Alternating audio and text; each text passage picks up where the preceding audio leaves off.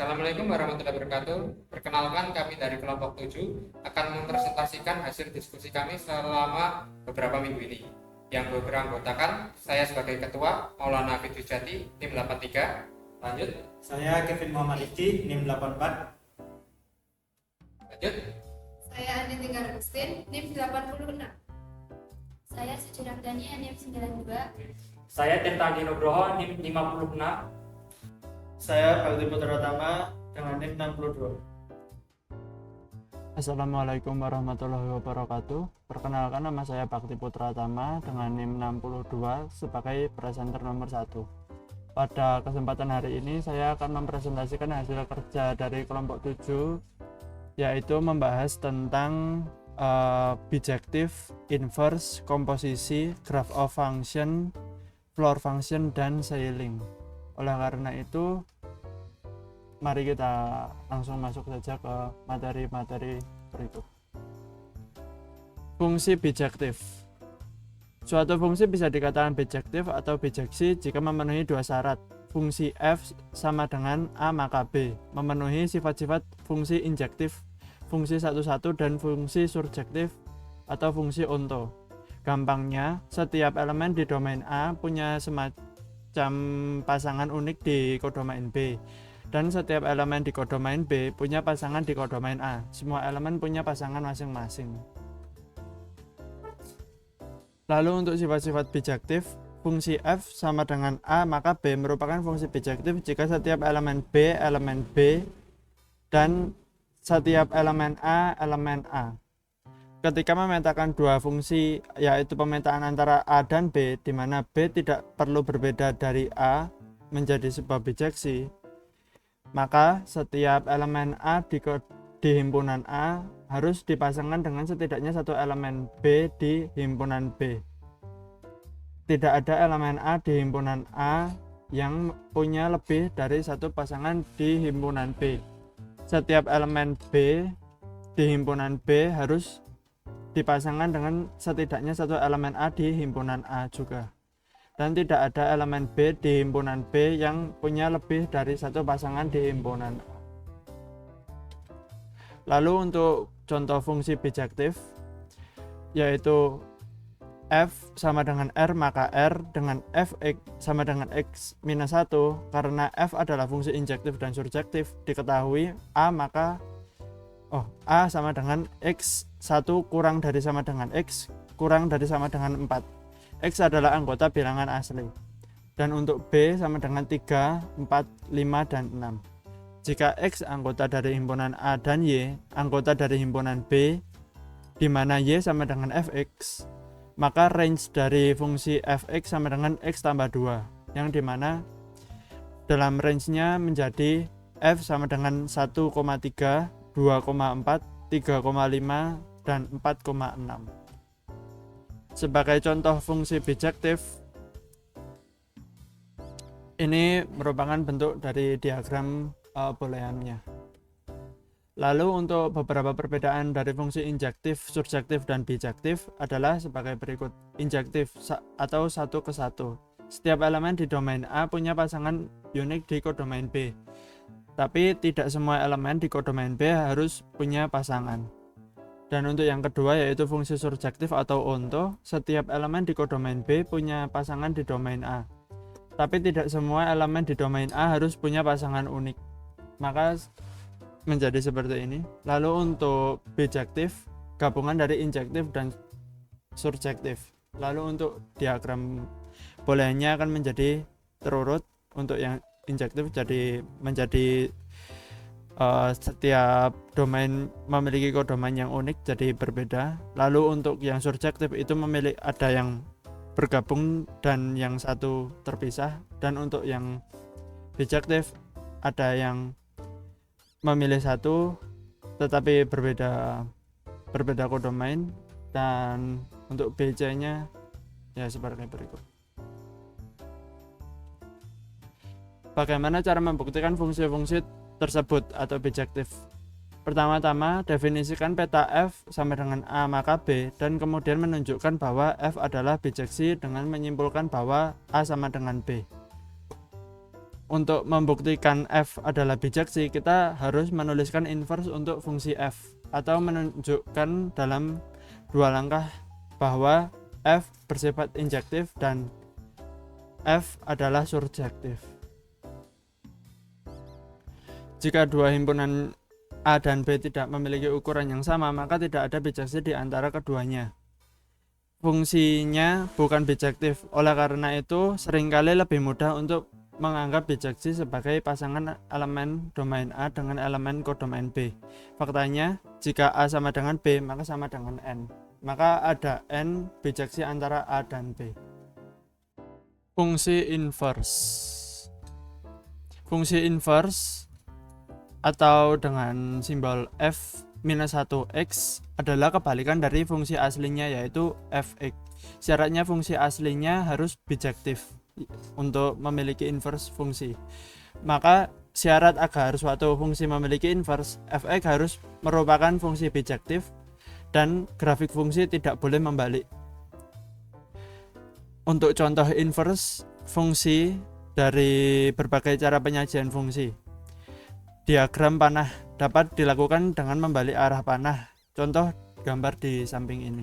Jadi ini contoh dari inverse fungsi, yaitu dengan domain A dengan B, yaitu memiliki fungsi dengan H.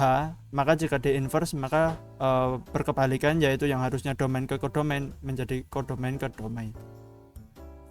Untuk yang kedua, pasangan berurutan berlaku untuk DF sama dengan RF inverse dan RF sama dengan DF inverse. Contohnya, jika apabila dalam range F sama dengan 1,5, 2,8, 3,10 dan 4,13, jika D inverse, maka dalam himpunan tersebut akan berkebalikan dalam setiap range dari satu domain tersebut. Misal 5 dengan 1, dari 1,5 menjadi 5,1, 2,8 jadi 8,2 dan seterusnya. Lalu untuk yang ketiga, yaitu rumus fungsi, berlaku untuk fx sama dengan a, maka inverse-nya yaitu f inverse a sama dengan x. Apabila dibuat contoh dalam soal, maka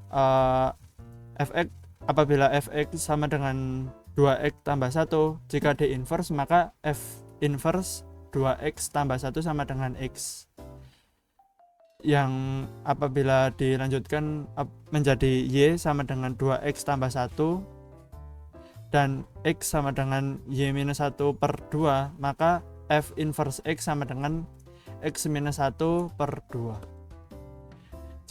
Apabila menjadi grafik, f inverse x pada grafik adalah sebuah garis yang simetris, sehingga fx pada cermin y sama dengan x menjadi seperti ini. Apabila f inverse dibuat berkebalikan, maka kan akan membuat lintasan lurus dari perpotongan antara f inverse dan f tersebut. Grafik yang memiliki inverse fungsi adalah grafik yang jika dibuat garis mendatar hanya memotong satu titik saja. Assalamualaikum warahmatullahi wabarakatuh. Perkenalkan, nama saya Tirta Anggi Nugroho. Di sini saya sebagai presenter 2. Saya akan menjelaskan graph of function atau fungsi graph. Pengertiannya, graph adalah suatu diagram yang memuat informasi tertentu dan dilambangkan dengan suatu keterhubungan antar tik. Pengertian, graf adalah suatu diagram yang memuat informasi tertentu dan dilambangkan dengan suatu keterhubungan antar titik. Graf digunakan untuk menggambarkan berbagai macam struktur yang ada. Misalnya, struktur organisasi.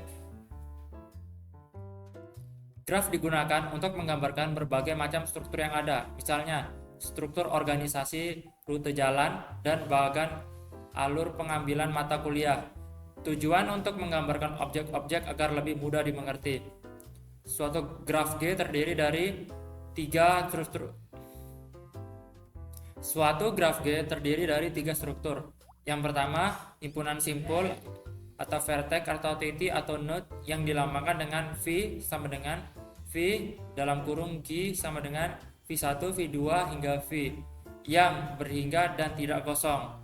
Yang kedua, himpunan sisi atau garis atau edge yang dilambangkan dengan I sama dengan I dalam kurung G sama dengan I hingga I yang berhingga dan boleh kosong.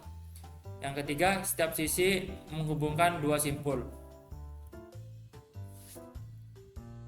Jadi, graf adalah graf G merupakan pasangan himpunan VE dinotasikan G dalam kurung VE di mana V merupakan himpunan tak kosong dari simpul-simpul vertices. Misalkan V sama dengan. Jadi, graf adalah graf G merupakan pasangan himpunan VE dinotasikan G dalam kurung VE di mana V merupakan himpunan tak kosong dari simpul-simpul atau vertices. Misalkan V sama dengan V1, V2 hingga Vn dan I adalah himpunan sisi-sisi atau edge yang menghubungkan sepasang simpul. Misalkan I sama dengan I1, I2 hingga In. Contoh pada gambar 8.1. Dua simpul dikatakan berdekatan atau adjacent jika terdapat sisi yang menghubungkan langsung kedua simpul tersebut. Setiap sisi merupakan dua himpunan bagian dari himpunan semua simpul. Graf yang tidak mempunyai sisi dinamakan graf kosong atau null graph. Gambar 8.1 merupakan contoh graf kosong.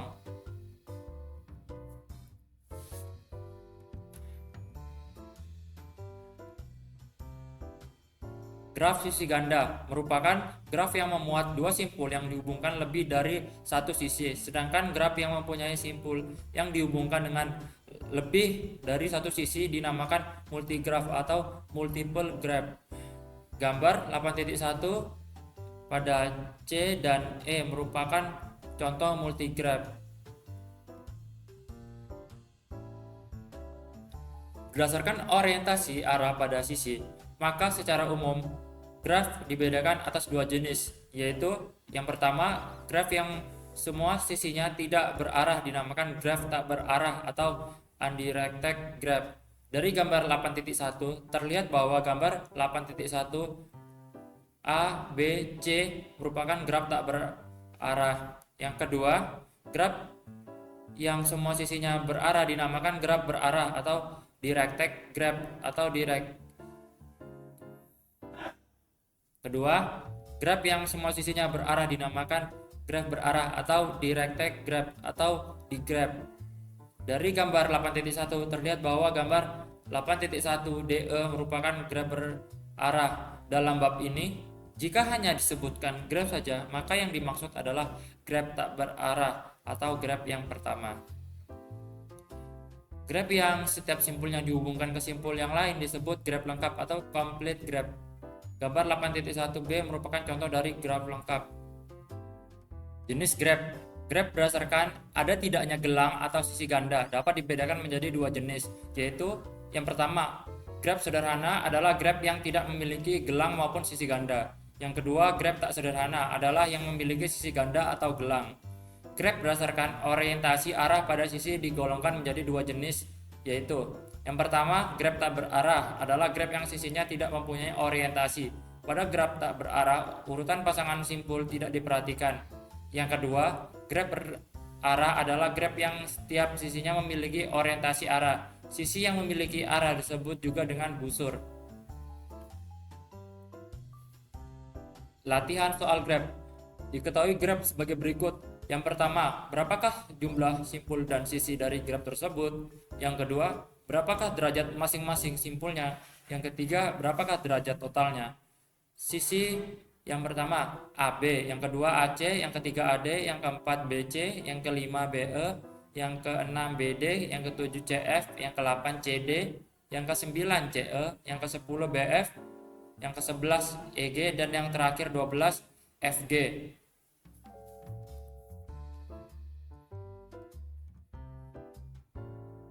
Jawab. Pertama, simpul atau vertex adalah titik-titik dalam graf yang dihubungkan oleh garis atau sisi. Bayangkan simpul itu seperti persimpangan jalan di sebuah peta kota, dan garisnya adalah jalan yang menghubungkan persimpangan tersebut. Pada gambar tersebut terlihat jelas bahwa ada 7 simpul, yaitu yang pertama di atas, yang kedua di tengah, kiri dan kanan, yang ke-1 di tengah bawah, yang ketiga di bawah. Dan pada gambar tersebut memiliki 12 sisi. Jawab. 2. Derajat suatu simpul adalah jumlah sisi yang terhubung ke simpul tersebut. Sekarang kita hitung satu persatu dari gambar. A. Simpul atas atau paling atas, derajat 3. B. Simpul tengah kiri, derajat 4. C. Simpul tengah kanan, derajat 4. D. Simpul tengah bawah, derajat 4. E. Simpul bawah kiri, derajat 3. F. Simpul bawah kanan, derajat 3. G. Simpul bawah tengah, derajat 3. Sisi yang pertama AB, kedua AC, ketiga AD, keempat BC, yang kelima BE, yang keenam BD, yang ketujuh CF, yang ke-8 CD, yang ke-9 CE, 10 BF, yang ke-11 EG, dan yang terakhir 12 FG. Jawab.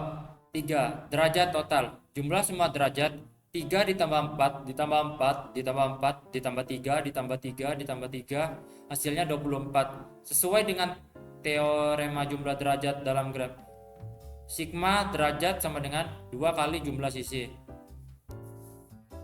Oke, sekarang masuk ke floor function atau fungsi lantai.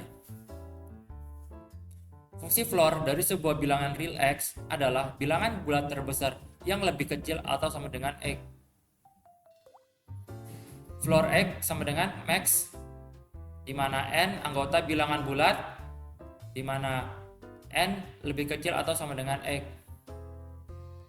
Contoh, floor 3,7, maka hasilnya adalah 3. Yang kedua, floor min 2,3, hasilnya adalah min 3. Misalkan X merupakan bilangan real dan n merupakan bilangan bulat. Yang pertama, floor X sama dengan X jika X bulat. Yang kedua, X minus 1 lebih kecil, floor X lebih kecil atau sama dengan X. Yang ketiga, floor X sama dengan N jika dan hanya jika lebih kecil atau sama dengan X lebih kecil N plus 1. Yang keempat, floor X lebih kecil N jika dan hanya jika lebih kecil N. Yang keempat, floor X lebih kecil N jika dan hanya jika X lebih kecil N. Yang kelima, N lebih kecil atau sama dengan floor X jika dan hanya jika N lebih kecil atau sama dengan X. Yang keenam, floor X plus N sama dengan floor X plus N. Yang ketujuh, floor X plus floor Y lebih kecil atau sama dengan floor X plus Y. Yang kedelapan, floor XY lebih kecil atau sama dengan floor X kali floor Y. Peran fungsi lantai dapat dijelaskan sebagai berikut. Yang pertama, pembulatan. Fungsi lantai digunakan untuk membulatkan bilangan real ke bilangan bulat terdekat ke bawah. Ini sangat berguna dalam situasi ketika bilangan bulat diperlukan, seperti dalam pemodelan atau perhitungan diskret yang sering muncul dalam kombinatorika. Yang kedua, fungsi sepenggal atau piecewise function. Fungsi lantai digunakan dalam definisi fungsi sepenggal atau fungsi yang terdiri dari beberapa bagian berbeda berdasarkan perbedaan selang atau interval. Yang ketiga, teori graf. Fungsi lantai dapat digunakan dalam teori graf yang menghitung jumlah simpul tertentu dalam graf berdasarkan parameter yang diberikan. Contoh soal, didefinisikan floor A sebagai bilangan bulat terbesar yang lebih kecil atau sama dengan A. Floor 2 sama dengan 2. Floor